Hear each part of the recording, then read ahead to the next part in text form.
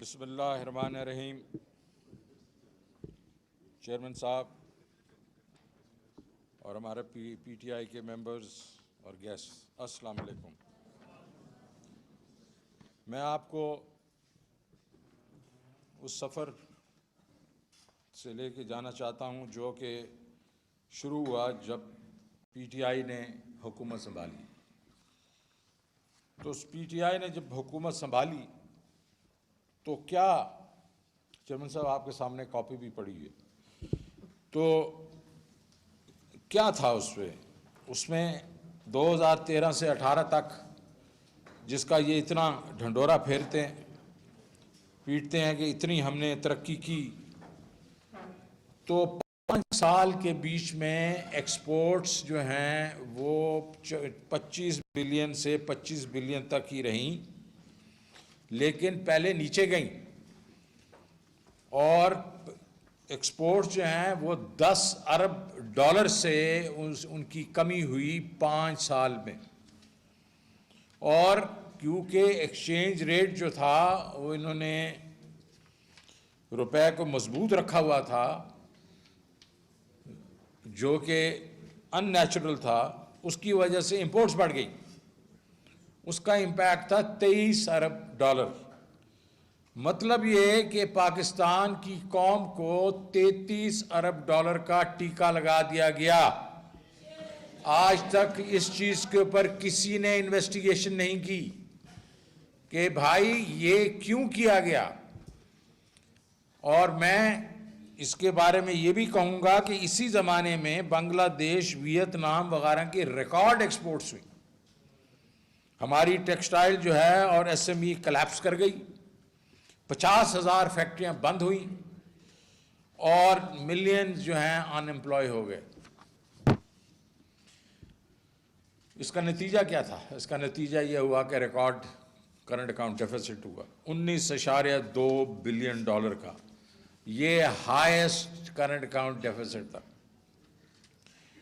बावजूद इसके कि ये वो वक्त था जहां कमोडिटी प्राइसेस जो थी वो कुछ तकरीबन 10-15 साल की मुद्दत में सबसे कम थी।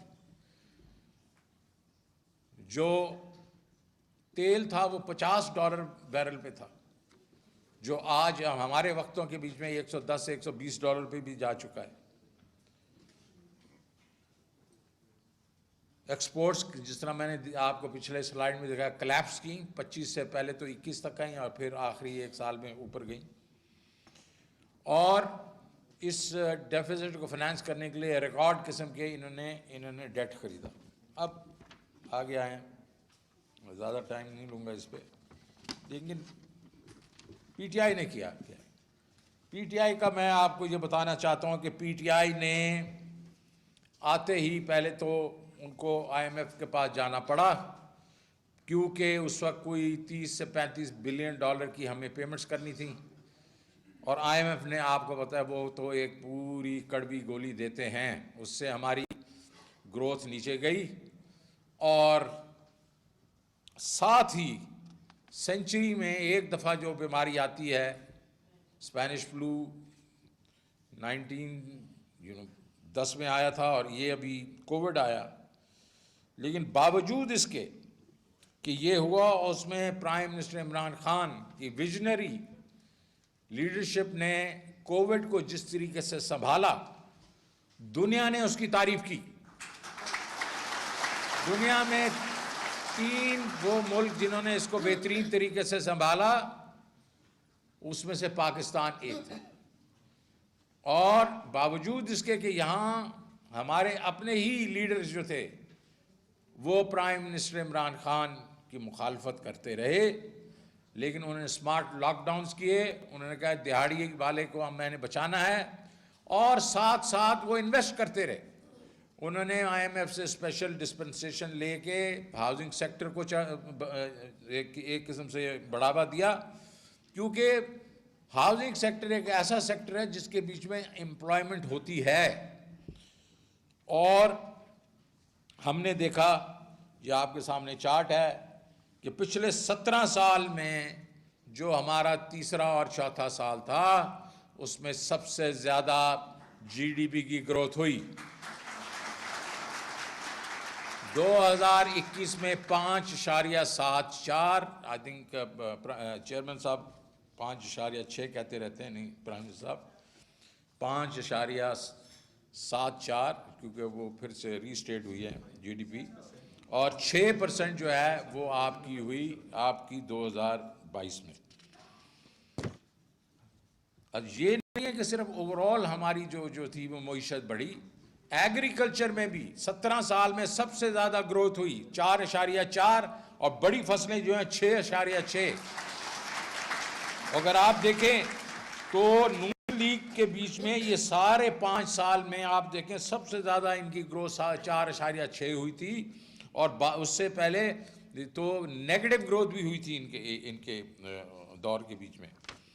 अब मैन्युफैक्चरिंग में आ जाएं, मैन्युफैक्चरिंग जो है वो तो इन्होंने उसको तबाही कर दिया था, लेकिन अगर हमारा आप रिकॉर्ड देखें तो लार्ज स्केल मैन्युफैक्चरिंग 21 और 22 के बीच में 11.2 और 11.7% हुई, जो अगेन 17 साल में सबसे ज्यादा था। सर्विसेज सेक्टर का भी यही हिसाब है, हाईएस्ट ग्रोथ 6.2%, और पहले 21 में 6%।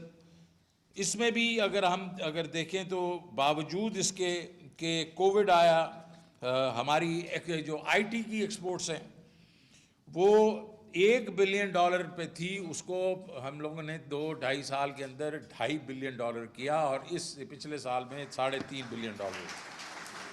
जॉब्स, ये जो कहते हैं ना कि जी इन लोगों ने एम्प्लॉयमेंट जो है वो देखा अनएम्प्लॉयमेंट कर दी, तो ये भी ज़रा देख लें, पीपल्स पार्टी के 5 सालों में हर साल जो है 1.14 लाख लोग एम्प्लॉय होते थे, नून लीग के वक्त में 11 लाख, और पीटीआई के वक्त में 18 लाख और 4 हज़ार।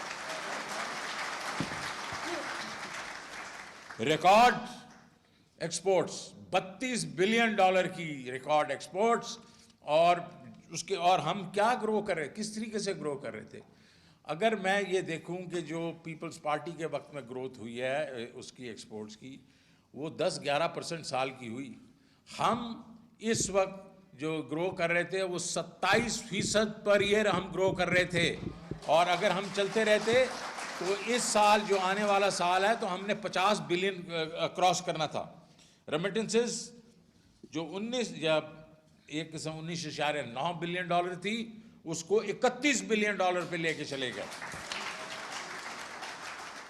अगर आप देखें कि कमोडिटी साइकिल जो है उसके बावजूद, जो जिसको करंट अकाउंट डेफिसिट कहते हैं, हम 2021 में उसको सिर्फ $2.2 बिलियन पे आया, और हमारे जो 9 महीनों में थे हमने कमोडिटी साइकिल के बावजूद 13 बिलियन पे छोड़ा। ये आपको याद होगा 19.2 बिलियन इनका था, हमारा 13 बिलियन था, और उसके बीच में 4 कमोडिटीज, उसके बाद 4 कमोडिटीज जो हमारी थी, जिसके बीच में तेल, उसके बाद ये आपका खुरदनी तेल, कोयला और वैक्सीन्स, ये इस 13 बिलियन में से कोई 12.2 बिलियन था। तो अगर वो महंगाई ना होती तो हम तकरीबन हमारा करंट अकाउंट भी सरप्लस होता। और ये आप देखें कि हमारा डेट जो है हमने कम लिया, और हमारे रिजर्व्स इनसे कहीं ज़्यादा थे। अब हमारे ऊपर एक रिजीम चेंज कराई गई, उसमें कंस्पिरेसी हुई, और एक हमारे पर हुकूमत मुसल्लत कर दी गई। तो अब इनकी भी मैं आपको कारस्तानियाँ बता सकता हूँ। पहली बात तो ये है कि जब वोट ऑफ नो कॉन्फिडेंस हुआ तो उस वक्त एक चीज़ होती है क्रेडिट डिफ़ॉल्ट स्वैप, मतलब दुनिया में ये होता है कि भाई इस मुल्क में कि ये डिफ़ॉल्ट की गुंजाइश कितनी है, तो ऑलमोस्ट ज़ीरो थी, 4% थी मार्केट के बीच में उसकी, और विच मीन्स ऑलमोस्ट ज़ीरो। वो अगस्त के बीच में 22% हो गई, 4 से 22 हुए, 6 गुना जो है वो आपकी मतलब रिस्क बढ़ गया। फिर मूडीज, फिच, ये सारी बड़ी बड़ी कंपनियां जो रेटिंग हैं वो सारों ने डाउनग्रेड कर दिया आपको। और प्राइम मिनिस्टर साहब जो शहबाज शरीफ साहब ने ब्लूमबर्ग में बैठ के कहा, आप लोग हमें हेल्प नहीं करेंगे, प्लीज आप दुनिया को बताएं, ये एंकर को कह रहे हैं, प्लीज दुनिया को बताएं अबे हमें हेल्प नहीं करेंगे तो all hell will break loose. और उसका क्या हुआ, उसके दूसरे दिन ही हमारे जो बॉन्ड्स थे उसके वो क्रैश कर गए। उनकी यील्ड जो है 113% हो गई। आप अंदाजा करें, इसका मतलब है कि वो जंक हो गए। और ये कई ऐसे लोग हैं जिन्होंने मार्केट में जाके 40-45% के डिस्काउंट पे हमारा जो बॉन्ड बेचें। अब डिवैल्यूएशन की आप देख लें, जब हम आए, हम गए तो 178 रुपए पे जो था रुपया था डॉलर का। और जाहिर है कि जो मार्केट जो है, जब पॉलिटिकल अनसर्टेनिटी होती है तो इकोनॉमिक अनसर्टेनिटी भी होती है। तो 178 से 240 पे गया, 240 पे गया इंटरबैंक के बीच में। और इन्होंने कहा कि ये तो इसलिए हो रहा है कि ये आईएमएफ का प्रोग्राम नहीं हुआ, और जैसे ही आईएमएफ का प्रोग्राम होगा ये तो आपको दूध की नहरें बहना शुरू हो जाएंगी, शहद की नहरें, और ये रुपया जो है वापस 200 से नीचे आएगा। वो फिर वापस उसने डिप्रिशिएट करना शुरू कर दिया। और ये आपके सामने चार्ट आपके सामने है। अब स्लो डाउन है एक्सपोर्ट्स में, एक्सपोर्ट्स कम होना शुरू हो गई हैं। एनर्जी के बिल्स हैं, रिकॉर्ड हैं। इंपोर्ट रिस्ट्रिक्शन है, वो भी एक्सपोर्ट्स को इम्पैक्ट कर रही है। और आपका जिस तरीके से 13 और 18 में एक्सपोर्ट गिर रही थी, अब हम देख रहे हैं वो उसी तरीके से गिर रही हैं। और फॉरेन डायरेक्ट इन्वेस्टमेंट जो है वो कम होना शुरू हो गई है। अब आए इन्फ्लेशन पे। 50 से मेरे ख्याल में हिस्ट्री में इतनी हमारे मुल्क में इन्फ्लेशन नहीं हुई जितनी इनके वक्त में हुई है, 45.5%। और उसमें अब हालात ये हैं कि मिनिस्ट्री ऑफ फाइनेंस कह रही है कि जो हमारी अफरात ज़र होगा वो 11.5 होगा। स्टेट बैंक कह रहा है 18 से 20% होगा। अब कुछ एस्टिमेट्स आ रहे हैं शायद उससे भी ज़्यादा हो। लेकिन कंज्यूमर प्राइस इंडेक्स जो हमारे वक्त में 12.2 थी मार्च में, वो इस वक्त 27.3% है। और जो SPI है वो 45.5 है। इन्होंने एक महीनों में वो जो बिल्स को आगे कर दिया उसकी वजह से 29 पे आई है, लेकिन ये इस वक्त 40% से ऊपर है। पेट्रोल 92% से बढ़ गया, डीजल 105% से बढ़ गया, घी ऑलमोस्ट 60% से बढ़ गया, टमाटर 118 से। ये सारा डेटा जो मैं आपको दे रहा हूं ये लोगों को अफेक्ट करता है। आटा जो है वो डबल हो गया है, जो 55 रुपया किलो था वो 110 रुपए पे बिक रहा है, और कई जगहों पे तो उससे भी ज्यादा बिक रहा है। इलेक्ट्रिसिटी के हालात ये हैं कि लोगों की कमर टूट गई है। जिसकी 20,000 की तनख्वाह है उसको 18,000 का बिजली का बिल आ रहा है। और ये जब कहते थे हमें कि जनाबे वाला आपने बहुत ही वो कर दिया, डेट ले लिया, तो मैं इनको शीशा दिखाना चाहता हूं कि हमारा जो डेट था वो जितना हमने 18.4 ट्रिलियन लिया, तो हमने GDP को भी 72% बढ़ाया था। 72% 4 साल में। तो डेट टू GDP होता है वो उतनी थी जितनी ये छोड़ के गए थे। लेकिन इन 4 महीनों में इन्होंने क्या किया? 4 महीनों में हमने 4 साल में 18.4 ट्रिलियन किया था डेट। और वो इसलिए कि ये हमारे ऊपर इतना मलबा छोड़ गए थे, उसको ही हम फाइनेंस करते रहे। और कोविड आया दुनिया के बीच में, कोविड की वजह से 10% GDP का डेट बढ़ा था सारे मुल्कों का, क्योंकि इनकम्स कम हो गई थी और उसका खर्चा पूरा करने के लिए लोगों को कर्जे लेने पड़े मुल्कों को। फिर भी बावजूद उसके हमारी डेट टू GDP जो है वो उतनी रही जितनी इनकी थी। लेकिन इन 4 महीनों में इन्होंने क्या किया? 7.4 ट्रिलियन का इन्होंने डेट लिया। अगर यही चीज अगर एनुलाइज की जाए तो 19 ट्रिलियन ये ले सकते हैं एक साल में। ये इनकी कारस्तानी है। और इसमें मैं ये बाकी जो है ये प्रोविंसेस वगैरह का मैं डेट बीच में नहीं ले। तो आखिरी चीज 1-2 चीजें मैं कहना चाहता हूं कि इन्होंने 5 बजट्स दिए हैं। ये 4 महीनों में 5 दफा बजट दिए हैं। अगर आप एक्सपेंडिचर देखें डेवलपमेंट का तो हम 308 बिलियन करके गए थे 9 महीने में, इन्होंने एक क्वार्टर में सिर्फ 92 किया। इसका मतलब है हमारा सारा बजट जो था वो इन्होंने काट दिया। सब्सिडीज जो 575 बिलियन हमने की 9 महीनों में, इन्होंने 3 महीनों में 954 बिलियन की, मलबा हमारे पे डाला सारा। बजट डेफिसिट की बात करता है ये जो मतलब फाइनेंस मिनिस्टर इसका, तो 2.56 ट्रिलियन हमने किया 9 महीनों में। 3 महीनों में 2.65 ट्रिलियन किया, हमारे 9 महीने से ज्यादा किया 3 महीनों में। और अगर देखा जाए तो बोरिंग जो है वो भी हमारे से दुगनी इन्होंने की। अब इनका नेक्स्ट टारगेट क्या है? इनका नेक्स्ट टारगेट है record inflation, cost of business जो है बढ़ गई है, रिकॉर्ड नए टैक्सेस लगा दिए इन्होंने, इंपोर्ट पे बैन कर दिया है, एलसी खोल नहीं रही, इंडस्ट्रीज बंद होना शुरू हो गई हैं, जिसके बीच में सीमेंट बंद हो गई रही है, आपके गाड़ियों की इंडस्ट्री बंद हो रही है, फर्टिलाइजर बंद हो रहे हैं, टेक्सटाइल बंद हो रही है, एसएमई बंद हो रहा है।